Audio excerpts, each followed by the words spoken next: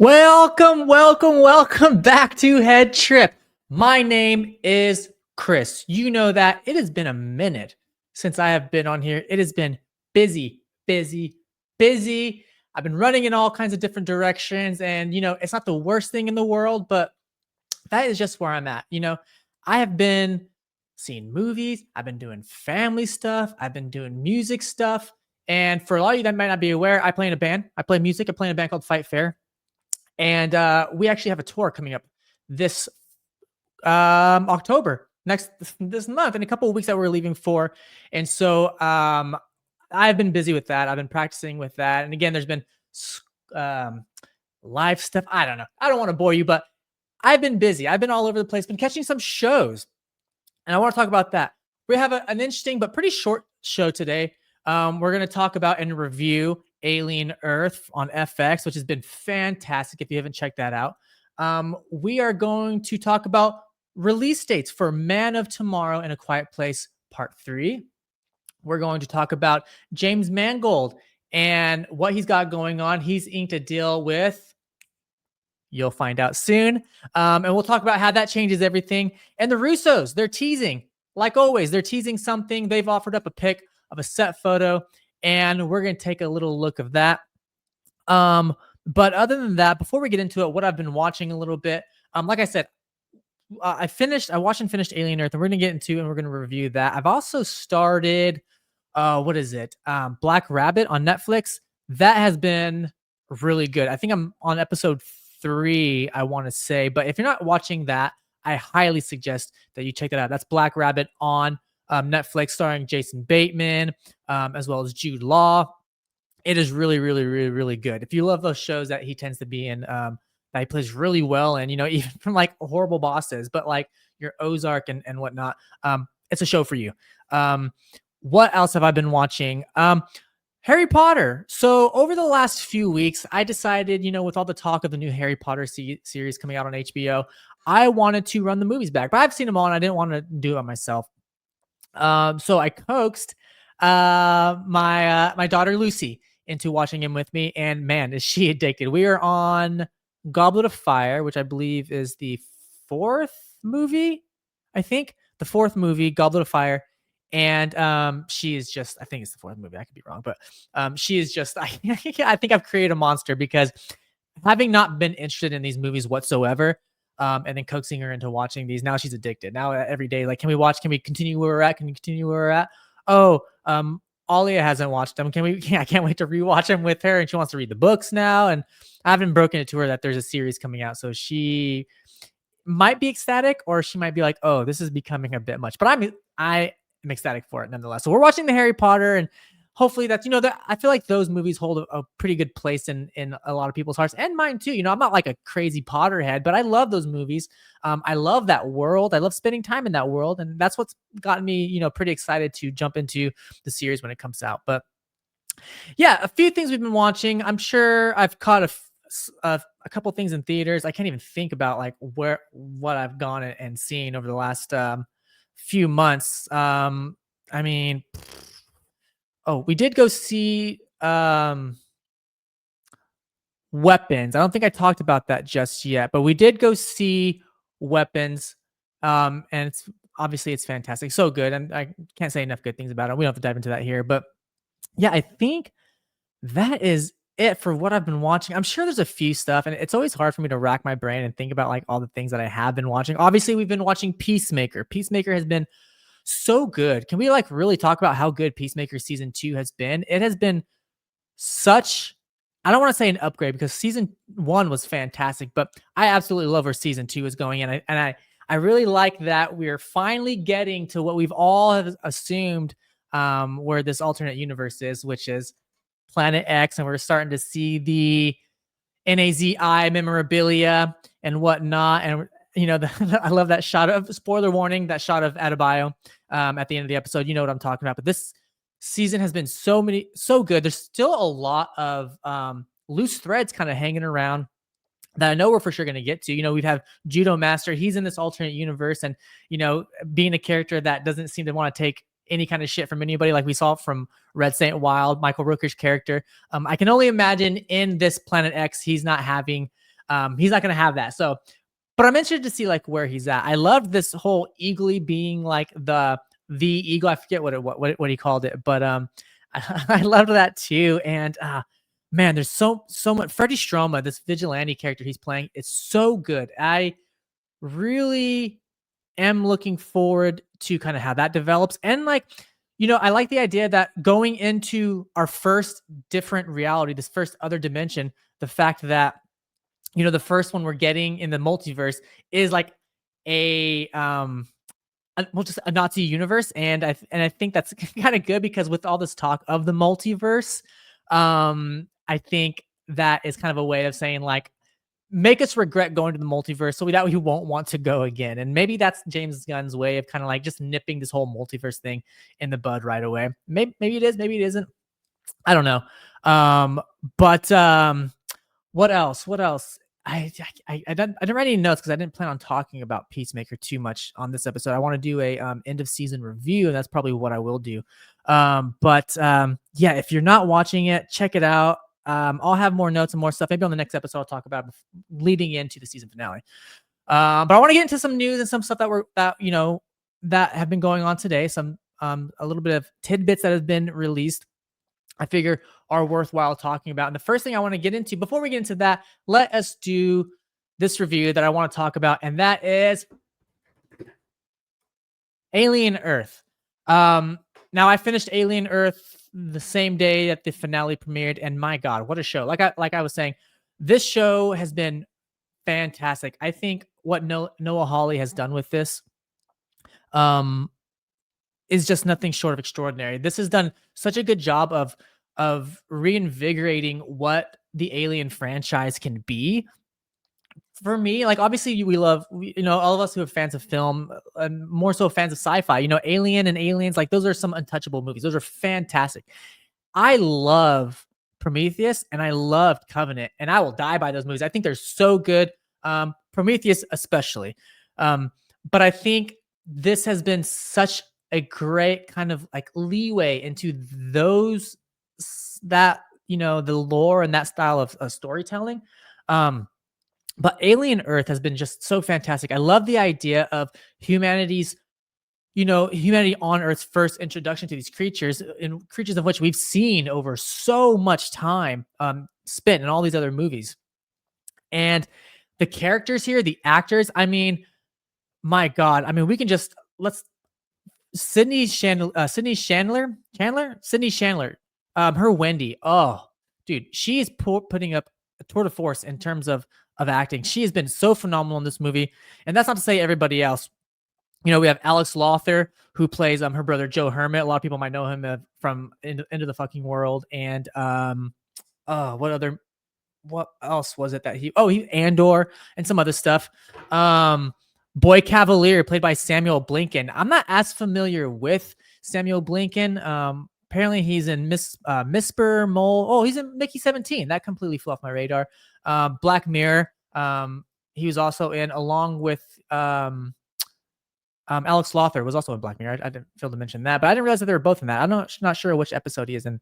But all the characters playing the kids. You're Irana James playing Curly. You have Adarsh Gorov playing Slightly. We've got Jonathan Ajay playing Smee.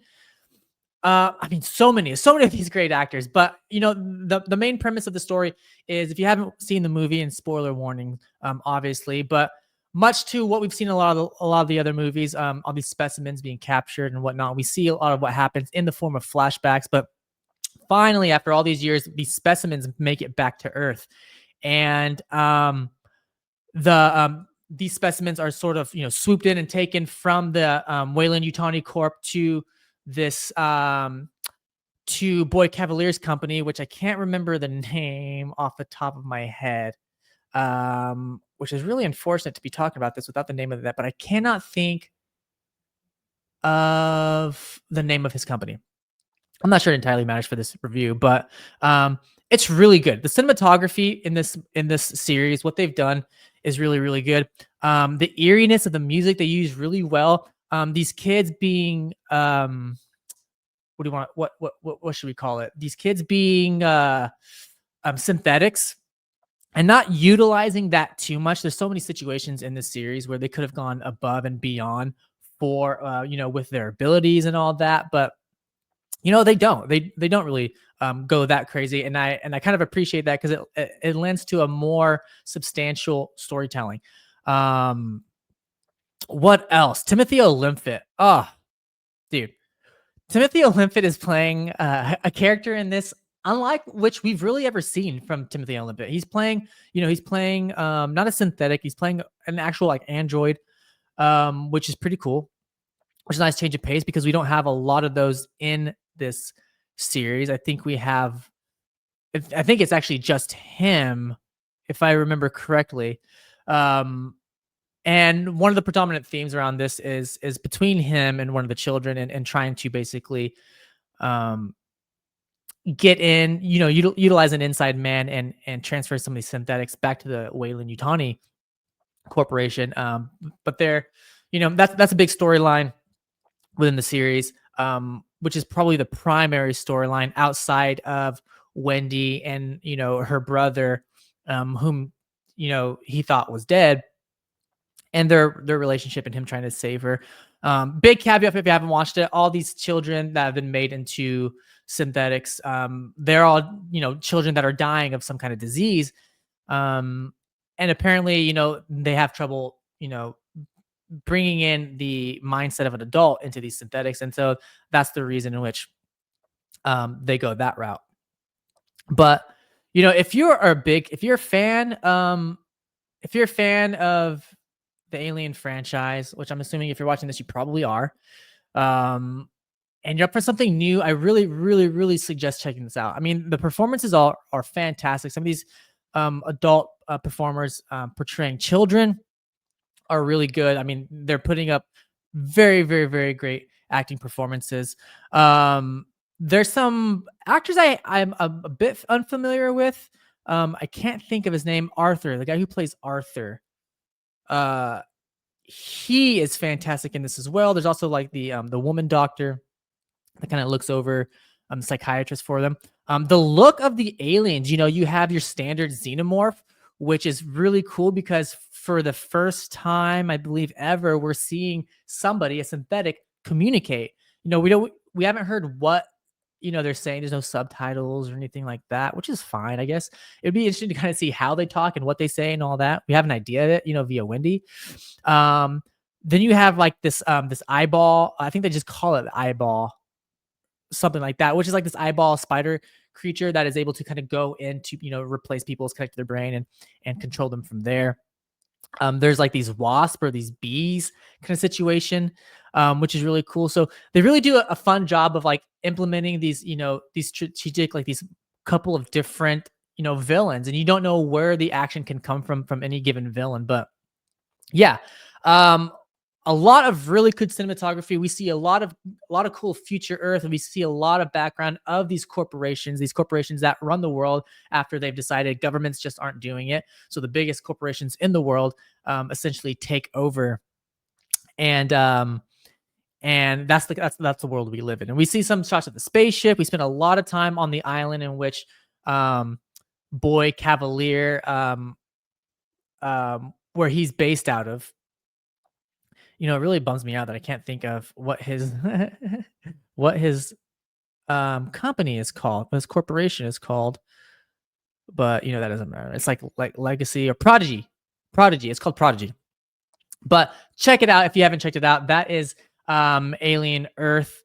And yeah, it's super good. I highly recommend for anybody that's a fan of the franchise. It doesn't overstay its welcome. I think it's 8 episodes, if I remember correctly, but super rad, super rad. And if you're looking for something new to watch, I highly suggest that. And then moving on from Alien, we have a couple we have some information, I should say. We have some information on some new competing release dates. And that is for Man of Tomorrow and A Quiet Place Part 3. Obviously coming off the coattails of Superman. and this current season of Peacemaker, which we've learned they will sort of coincide with each other in some capacity. Um, I don't think that you'll have to necessarily have seen all of them to get all of them, but they intertwine in a decent way where it makes it like not too overwhelming. Also, to understand some stuff happening in Peacemaker, you will have to have seen Superman, but not have seen Superman to see Peacemaker season 1, which I will say. But I'm assuming you'll have to have seen Superman and Peacemaker season 2 to fully understand what's going on in Peacemaker season 3.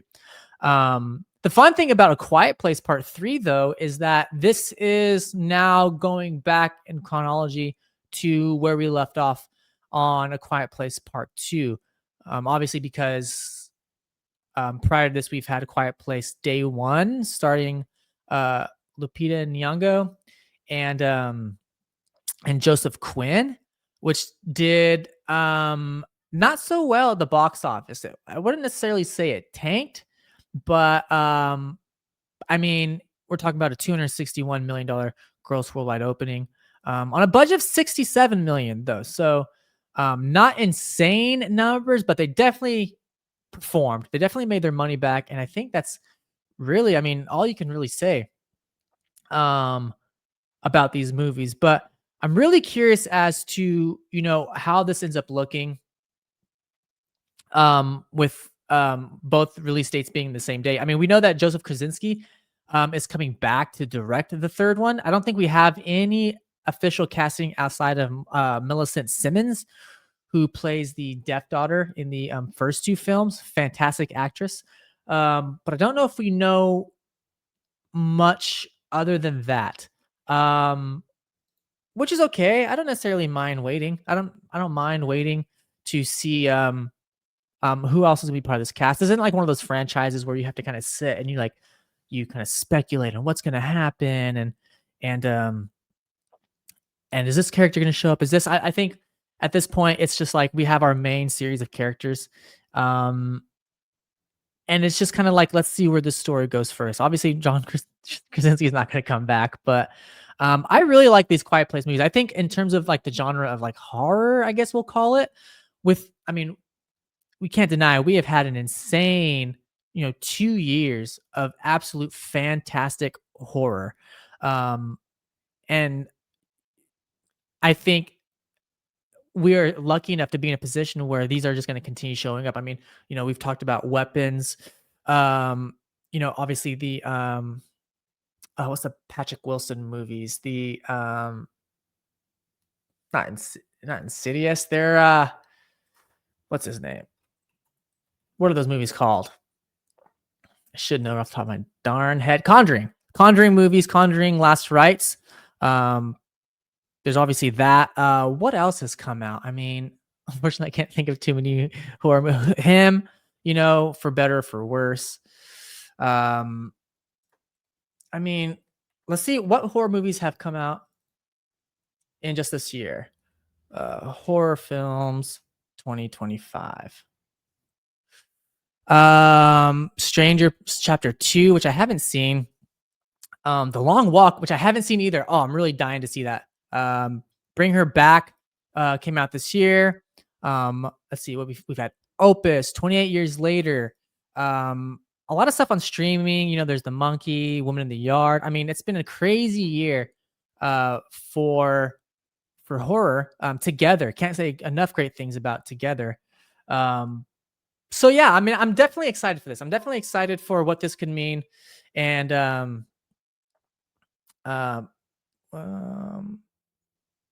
we go. Sorry, I take care of something real quick. I'm definitely excited for A Quiet Place Part 3. I think, like I said, this series has done a really good job of staying relevant, and staying fresh and staying new. It's something different. It's building its own world. With Man of Tomorrow, we have a ton of loose ends. I mean, we have a lot of time in between now and then. I mean, Supergirl will have come out before then. Lanterns will have come out before then. Obviously, we have, Peacemaker will come to a finish. Superman will have already been out. Is there anything else coming out that I can't think of? From DCU, upcoming DCU movies. I think that's it. Besides Clayface, they're working on Clayface, which I think is supposed to come out next year too, if I remember correctly. September 11th, 2026. Interesting year. Supergirl, Woman of Tomorrow. I'm not sure if it's still called that, but that releases June 26th, 2026.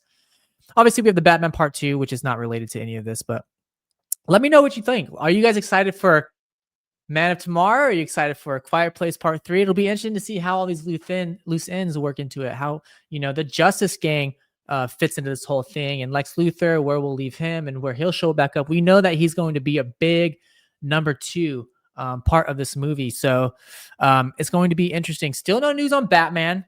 I suspect that we'll get that news within the next year, which is kind of like a big, broad statement because, of course, we probably will. But yeah, I don't know. So let me know what you guys think. Put it in the comments.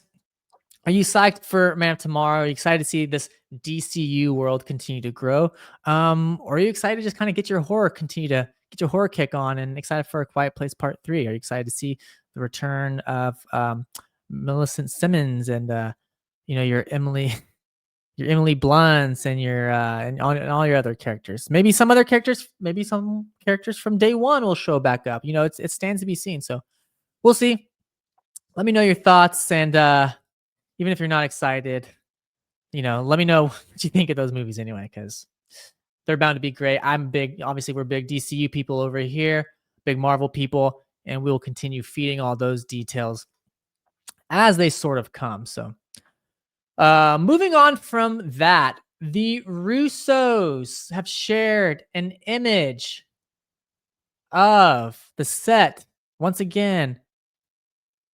What we believe is Doomsday. Maybe it's Secret Wars. I don't know. They posted it with a message, look hard, with whatever that means. Now I've inspected this image quite a bit. I can't really see anything that stands out to me. There's like a doorway in the center background or so. Maybe that is going to be something. I mean, I can't tell. To me, it looks like it's a banner. And to me, it looks like a doorway. I can't really show you, but you see back behind that that forklift or crane or whatever that is. But it looks like a banner, and I'm kind of looking towards it, and it looks like there's characters going down the banner. I'm looking at it. To me, it kind of looks like maybe Asian writing on a banner. I'm thinking maybe this has something to do with Shang-Chi. I'm not sure. Like they said, they said, look hard, and I can't really see anything. There's this thing right here at the front, this dark thing that kind of goes up to the left, and at the very top corner, looks like, it kind of deforms a little bit. We obviously see Joe Russo sitting there dead center in the chair, which we usually see. He's usually the guy in the chair. But not much to see here. But I'm curious what you guys think. They tend to put these little teasers up, and a lot of times they're a little bit of nothing. Over here on the right, there's like a white tarp or something being covered. I'm not sure, that could be something as well. But I want to know your thoughts. What does this mean? Does this mean anything? Is this even worth spending a substantial amount of time discussing? Obviously, if they look at this and look hard, hopefully it means something. And hopefully it's not like a teaser for like a new Secret Wars date. That would be unfortunate. I honestly would be kind of bummed if that was the case. If this was just like a teaser to, announce a date. But I don't know what else. Obviously, there's something by the foot of him too. That could just be like one of those weighted beanbag things that just prevent this big, whatever this is, from sliding down. The light is shining on here. You know what? Now that I'm looking at this, the top right looks like, I think the top right over here looks like this could be like a bridge or like the side of a bridge. If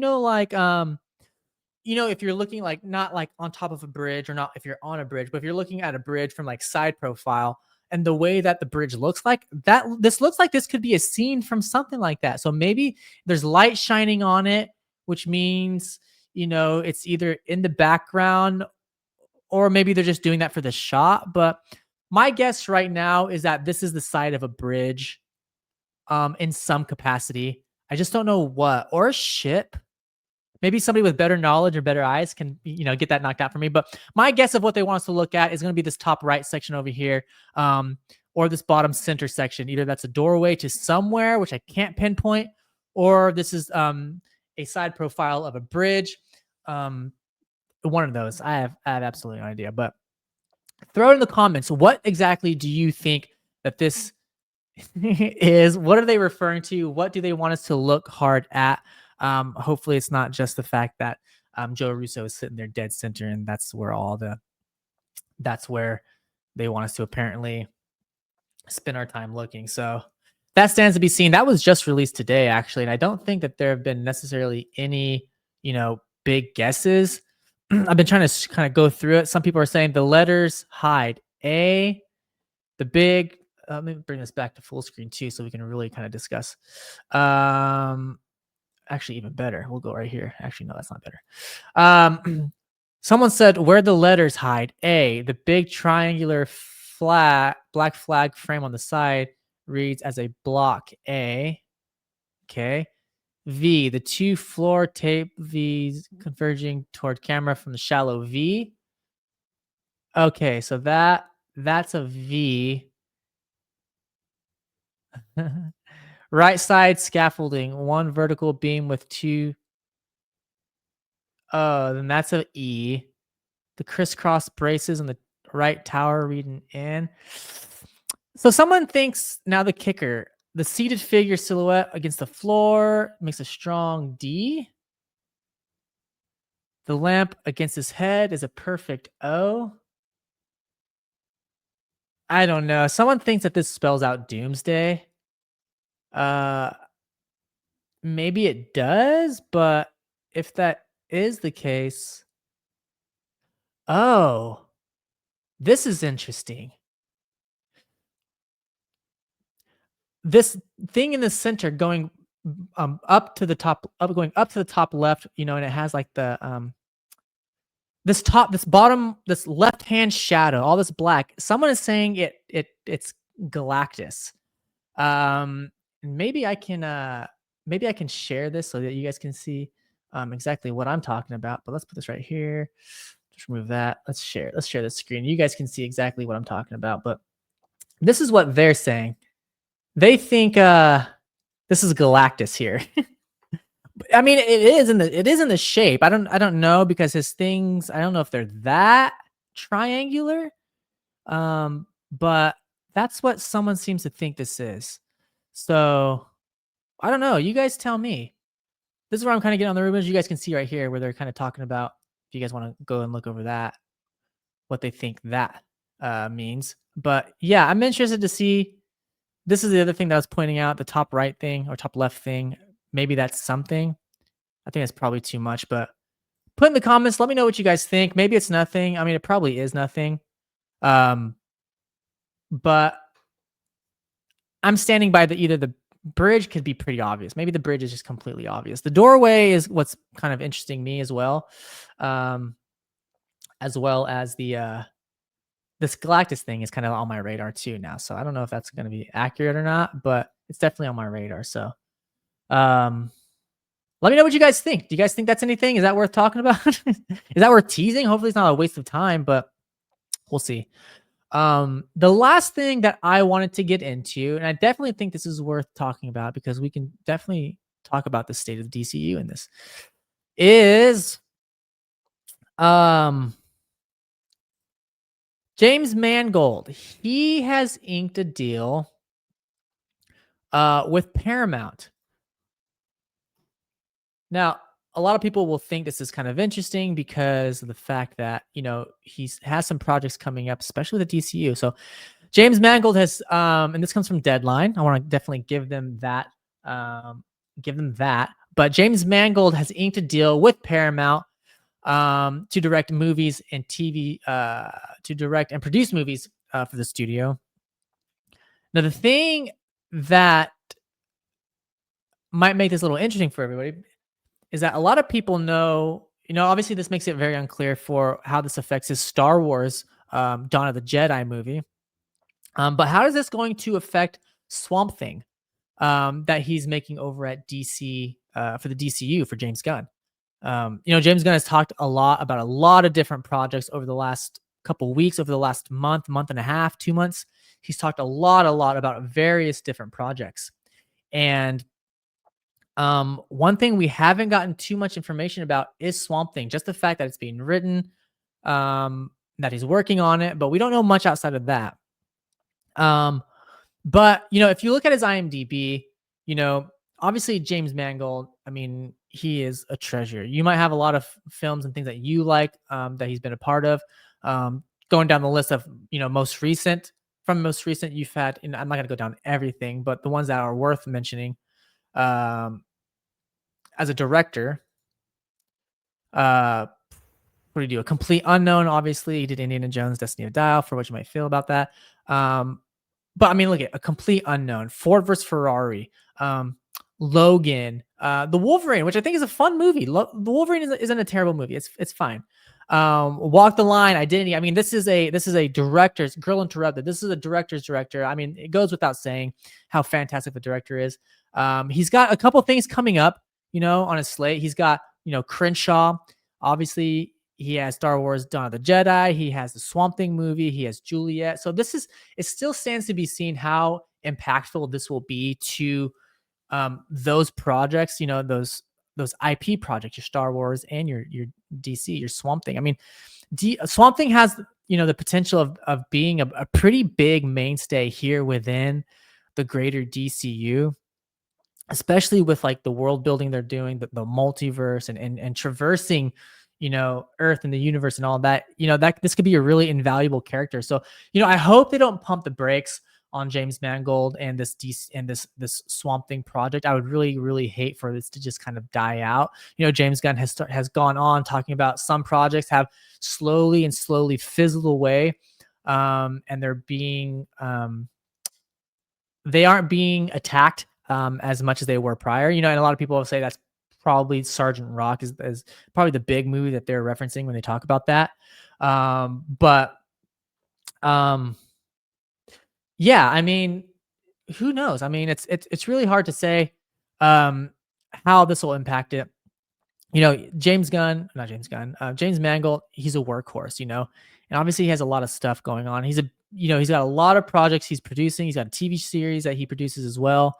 So let me know what you think. I mean, the cool thing is that Paramount is just growing and it's growing, and it just merged with like Skydance, which is an insane merger. So, they definitely probably want and need some new big creatives. I mean, Mission Impossible has come to an end. We know that, Tom Cruise has a really good working relationship with Paramount, but, with that having come to an end, I think Paramount is looking to just continue to not just rely so much on IP, but just continue bringing in substantial filmmakers that will inevitably lead to some pretty solid films. So, like I said, it's hard to say. It's really, really, really hard to say how that will look.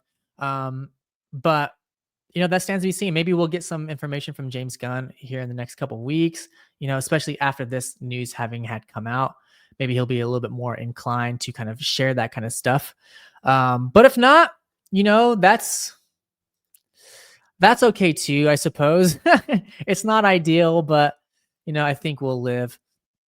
So put your thoughts in there. How do you feel about James Mangold moving over to Paramount? How is this going to impact his Star Wars film? How is this going to impact his Swamp Thing film, which will inevitably impact, linearly maybe how the DCU works, but that stands to be seen. So that's that. Put in the comments.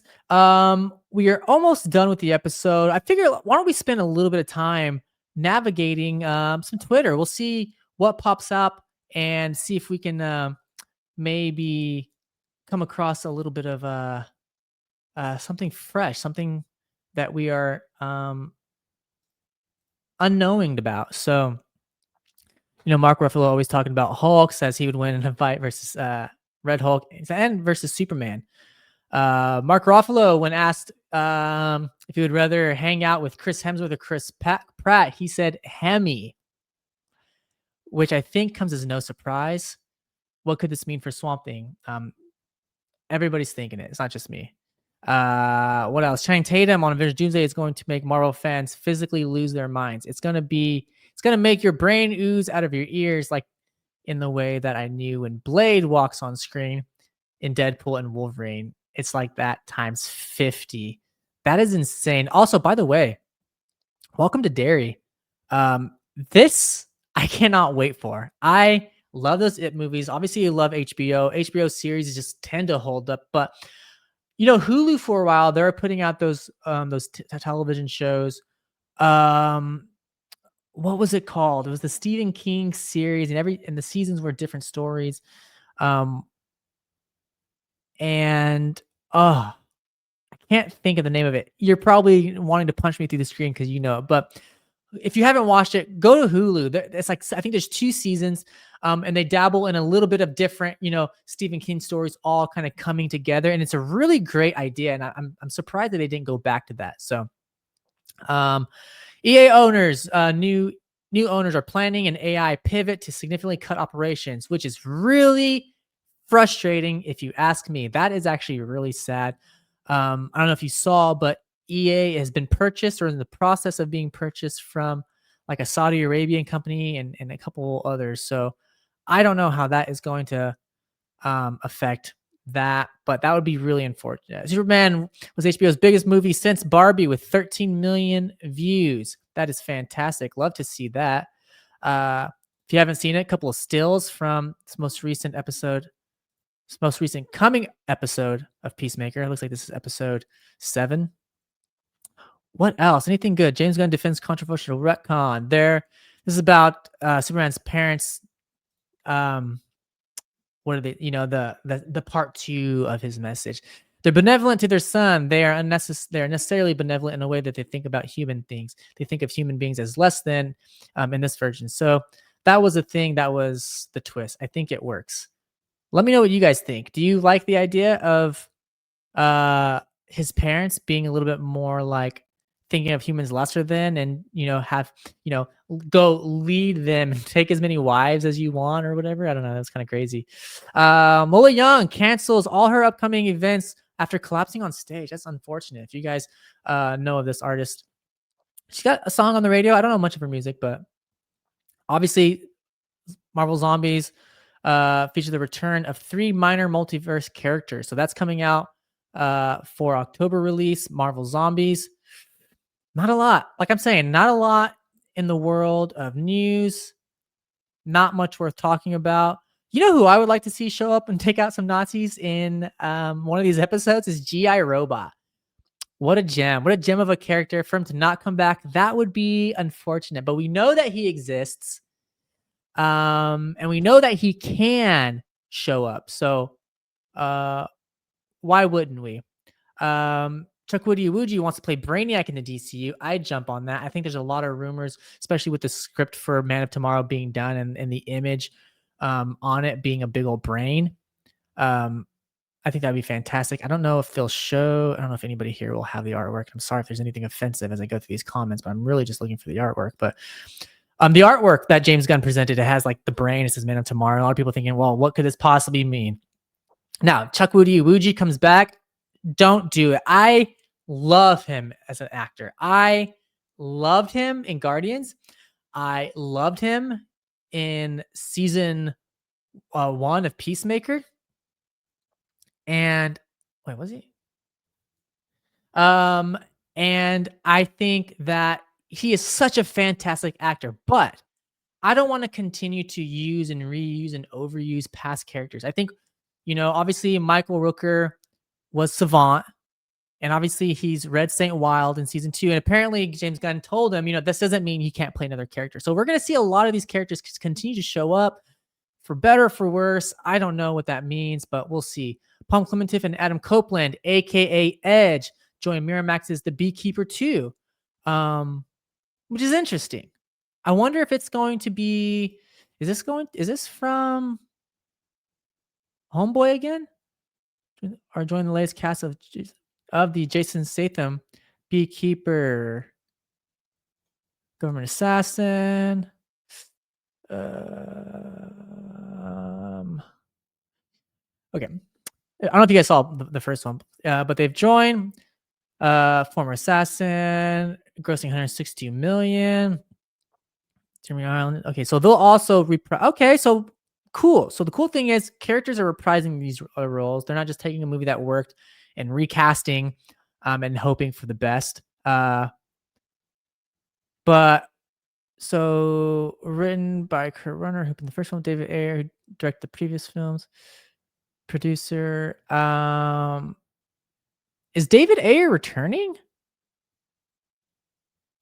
Is David Ayer returning for this movie? Let's find out.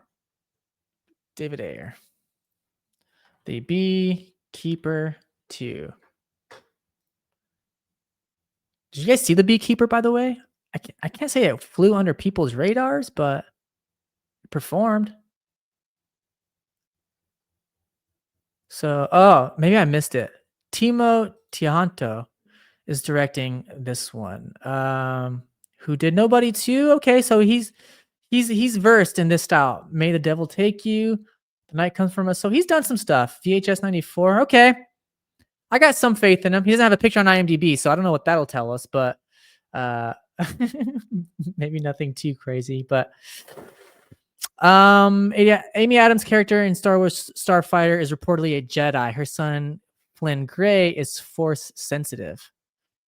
Okay, got BD right here showing up. My final predictions. So this person's predictions for Peacemaker season 2 final appearances. Booster Gold would be insane. Amanda Waller, I could see that. Martian Manhunter. You know, I would love a Martian Manhunter, but I would be just as happy as a Red Tornado if he played some kind of like mentor role to maybe some like younger characters if they show up in some capacity. I would love that. Oliver Queen would be another good one, but who do you guys want to see show up? And maybe if you guys had two guesses, who would you guys want to show up in season 2 of Peacemaker before it ends? So I think that's going to do it for our show. We went 42 minutes. I didn't even want to go over 30 minutes, but here we are. We've talked about a lot of really, really, really great things. Man of Tomorrow and A Quiet Place 3, they're opening on the same day in July. The Russo shared an image from the Avengers set to say, look close. It still stands to be seen what that is. We talked about Alien Earth. If you haven't checked it out, please, please, please go check it out before I call it Alien Rebirth to somebody one more time, because I don't know why I keep doing that. And James Mangold inking his deal with Paramount. That is big. What does that mean for Swamp Thing? What does that mean for a Star Wars movie?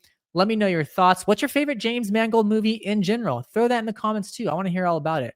That'll do it for today's episode. Thanks, guys, for hanging out with me. I planned to do one yesterday, and I wanted to do one every day this week, but I'm still going to try to hop on that. Maybe we can continue out the week, but put in the comments if you haven't subscribed. Please, please, please, please, please, please, please do so. It helps me out from a visual standpoint. If you could share the video, if you could repost it, share on your X, share on your Facebook, screen record some snaps and put it on TikTok, anything like that. It really, really helps me out. Go follow the TikTok, go follow the social medias. If you're checking us out on social media, all of our social media is at HeadTripHQ. Now, there are a few caveats. I think this is like our YouTube is HeadTrip Show. I think our Twitch is HeadTrip Media for now, which I think I need to go fix that. But everything else, X, Instagram, Threads, TikTok, it is all HeadTripHQ. I'm Chris Begley. Thanks again for hanging out with me. I hope you guys have a really beautiful day. Go catch up on Peacemaker if you haven't. Get ready for the finale. Go watch Alien Rebirth if you haven't. And go watch Black Rabbit, like I was talking about, on Netflix. Fantastic. I'm also going to start Task on HBO because I've heard that's also an amazing series, so I want to do that too. So love you guys. Thanks for hanging out. Take care of each other, and I'll see you guys another time.